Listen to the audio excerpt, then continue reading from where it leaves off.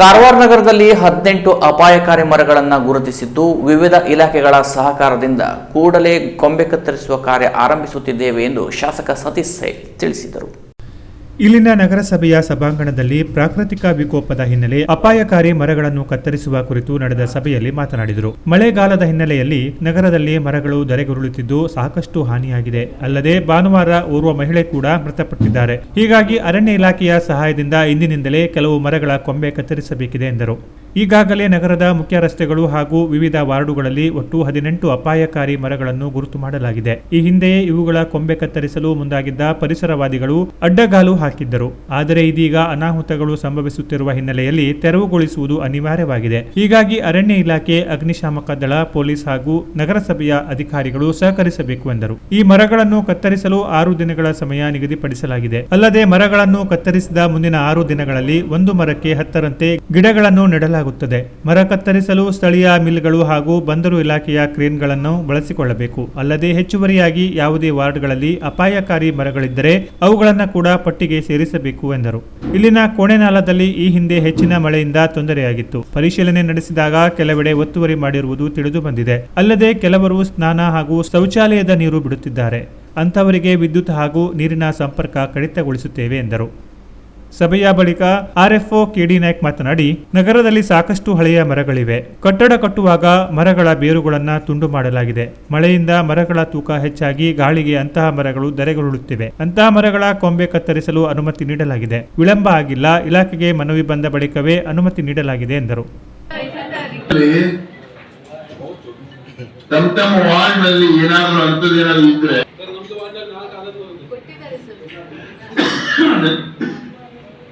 ಅದನ್ನ ಡಿಟೇಲ್ ಮಾಡಿ ಇಲ್ಲಿ ಕೊಟ್ಟು ನೀವು ಮೀಟಿಂಗ್ ನಲ್ಲಿ ಅದನ್ನ ಇಟ್ಕೊಂಡು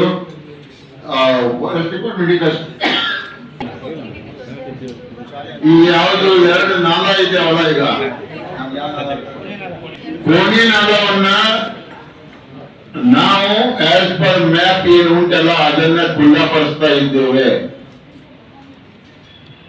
ಮತ್ತೆ ಆ ನಾಲಕ್ಕೆ ಯಾರು ನೀರು ಮತ್ತೆ ಯಾವುದು ನಮ್ಮ ಟಾಯ್ಲೆಟ್ ಇದು ಕೊಟ್ಟಿದ್ದು ಹಾಕಿದಾರಲ್ಲ ಕನೆಕ್ಷನ್, ಅವರಿಗೆ ಫಸ್ಟ್ ಆಫ್ ಆಲ್ ಕೆಬಿ ಅವರು ಮತ್ತೆ ವಾಟರ್ ಸಪ್ಲೈ ಅವ್ರದ್ದು 2 ನಾವು ಕಟ್ ಮಾಡ್ತಾ ಇದ್ದೇವೆ. ಅದೊಂದು ಹೇಳಿ ಬಯಸ್ತಾ ಇದ್ದೇನೆ. ಇದೊಂದು ನೀವು ಸೆಕೆಂಡ್ ಸ್ಟೇಜ್ ನಲ್ಲಿ ಅದು ಬರ್ತದೆ. ಯಾವುದು ಕೋಣಿನಾಲ ಎಷ್ಟು ಯಾಕೆ ಗೊತ್ತಿಲ್ಲ. ರಾತ್ರಿ 3 ಗಂಟೆಗೆ ನಾವೆಲ್ಲ ಹೋಗಿ ಪಾಪ ಇವರು ಎಲ್ಲ ಬಂದು ಅಲ್ಲಿ ಯಾರು ಮುಂದಿದ್ರು ಅವರು ಪಾಪ 3:30 ತಹಸೀಲ್ದಾರರು ಎಲ್ಲರೂ ಬಂದಿದ್ರು, ಫಾರೆಸ್ಟ್ ಡಿಪಾರ್ಟ್ಮೆಂಟ್ ಕೆಇ ಅವರು. ಅದನ್ನ ಯಾರಾದ್ರೂ ತಮ್ಮ ವಾಹಿನಿ ಮುಖಾಂತರ ರಿಕ್ವೆಸ್ಟ್ ಮಾಡ್ತಾ ಇದ್ದೇನೆ, ಯಾರಾದ್ರೂ ಎನ್ಕ್ರೋಚ್ ಮಾಡಿದ್ರೆ ಮನೆ ಇರ್ಲಿ ಮಠ ಇರ್ಲಿ ಅದ್ರ ಬಗ್ಗೆ ಏನು ವಿಚಾರ ಮಾಡದೆ ಅದನ್ನ ಕ್ಲೋಸ್ ಮಾಡ್ತೇವೆ. ಮತ್ತೆ ಅವರಿಗೆ 6 ಮಂತ್ಸ್ ತನಕ ನಾವು ವಾಟರ್ ಸಪ್ಲೈ ಮತ್ತೆ ಎಲೆಕ್ಟ್ರಿಕಲ್ ಸಪ್ಲೈ ಕೊಡುತ್ತಿಲ್ಲ. ಇದು ನೀವು ಪ್ರತಿ ವಾರಿಗೆ ಹೇಳಿ ಕಟ್ಟಿಲ್ಲ ದಯವಿಟ್ಟು. ಮತ್ತೆ ಆಮೇಲೆ ನಮ್ಮನ್ನು ಮತ್ತೆ ಹೇಳಿ ನಾವು ಮಾಡ್ತಿದ್ವಿ ಅಂತೇಳಿ ಅದನ್ನು ಬೇಡ.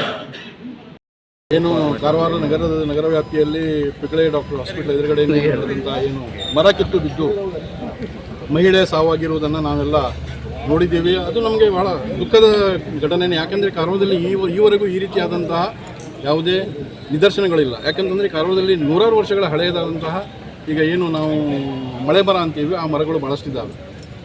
ಆ ಮರಗಳಿಗೂ ಈಗ ಆಗಿದೆ, ವಯಸ್ಸಾಗಿದೆ.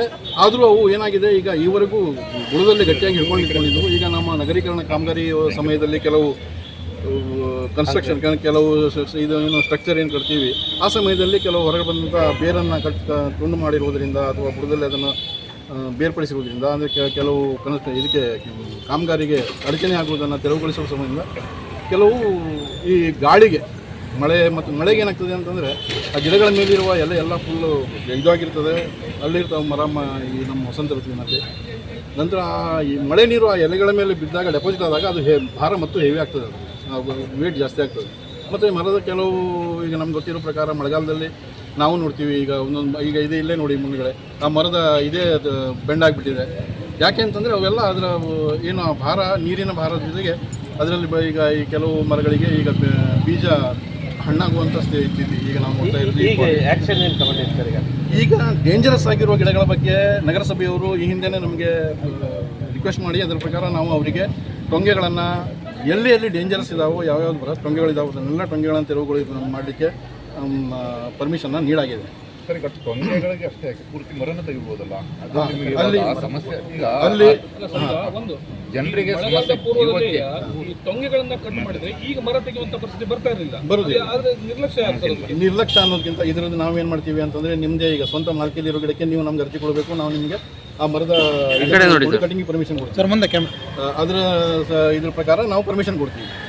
ಈಗ ಆಗ ಪರ್ಮಿಷನ್ ಕೊಟ್ಟಾಗ ಕೆಲವು ಸಮಸ್ಯೆಗಳು ಈಗ ನಾವು ಯಾರು ಓನರ್ ಇರ್ತಾರೋ ಅಥವಾ ಯಾರು ಈ ನಗರಸಭೆಗಾಗಲಿ ಈಗ ಪಟ್ಟಣ ಪಂಚಾಯತ್ ಗ್ರಾಮ ಪಂಚಾಯತ್ ಯಾರು ಅವರ ವ್ಯಾಪ್ತಿಗೆ ಬರುವಂಥ ಸರ್ಕಾರಿ ಜಮೀನಲ್ಲಿ ಅವ್ರವ್ರದ್ದೇ ಓನರ್ಶಿಪ್ ಇರ್ತದೆ, ಅವರಿಗೆ ಪರ್ಮಿಷನ್ ಕೊಡ್ತೀವಿ. ಅವರು ಅದನ್ನು ಗಿಡ ಟೊಂಗೆಗಳನ್ನು ಕಟಾವಣೆ ಮಾಡುವಂಥ ಕಾರ್ಯ ಅವರು ಮಾಡಬೇಕು, ನಾವಲ್ಲ, ನಾವು ಪರ್ಮಿಷನ್ ಕೊಡ್ತೀವಿ. ನಿರ್ಲಕ್ಷ್ಯ ಅಂತ ನಾವು ಹೇಳೋದಕ್ಕಿಂತ ಏನೋ ಒಂದು ಅವರ ಮಷಿನರೀಸು ಅವು ಇವು ಲೇಬರ್ ಅವೆಲ್ಲ ಒಟ್ಟುಗೂಡಿಸಲಿಕ್ಕೆ ಸಮಸ್ಯೆ ಆಗಿರ್ಬೋದು. ಮತ್ತು ಕೆಲವು ಈಗ ನಾವು ಭಾಳಷ್ಟಿಂದ ನೋಡ್ತಾ ಇದ್ದೀವಿ, ಯಾವುದೇ ಈ ಸಿಟಿಯಲ್ಲಿ ಯಾವುದೇ ಒಂದು ಮರ ಈ ರೀತಿ ಕಿತ್ತಿದಂಥ ಇದೇ ಇಲ್ಲ, ಹಿಂಗೆ ಡ್ಯಾಮೇಜ್ ಆಗಿರೋದು. ನಾನು ಹೇಳ್ತಾ ಬರ್ತಿರ್ತೀನಿ, ನಾವು ಮರದ ಟೊಂಗೆಯನ್ನು ಕಟಾವು ಮಾಡಲಿಕ್ಕೆ ಪರ್ಮಿಷನ್ ಕೊಟ್ಟಾಗಿದ್ವಿ. ಅದ್ರ ಪ್ರಕಾರ ಅವರು ನಿನ್ನೆ ಘಟನೆಯನ್ನು ಗಮನದಲ್ಲಿ ಇಟ್ಕೊಂಡೇ ಇದನ್ನು ಕ್ಲಿಯರ್ ಮಾಡ್ತಾ ಇದ್ದೀವಿ. ಬಿಟ್ಟರೆ ಉಳಿದ ಕಡೆಗೆಲ್ಲವೂ ನಾವು ಅದನ್ನು. ವಿಧಾನ ಪರಿಷತ್ ಸದಸ್ಯ ಗಣಪತಿ ಉಳ್ವೇಕರ್, ತಹಶೀಲ್ದಾರ್ ನಿಶ್ಚಲ್ ನರೋನಾ, ಡಿಎಫ್ಒ ರವಿಶಂಕರ್, ನಗರಸಭೆ ಆಯುಕ್ತ ಜಗದೀಶ್ ಹುಲಗೆಜ್ಜಿ, ನಗರಸಭೆಯ ಸ್ಥಾಯಿ ಸಮಿತಿಯ ಅಧ್ಯಕ್ಷೆ ಮಾಲಾ ಹುಲಸ್ವಾರ್ ಹಾಗೂ ಪೊಲೀಸ್ ಹೆಸ್ಕಾಂ ಅಗ್ನಿಶಾಮಕ ಇಲಾಖೆಯ ಅಧಿಕಾರಿಗಳು ಹಾಗೂ ಸಾರ್ವಜನಿಕರು ಇದ್ದರು. Canara plus news, Karwar.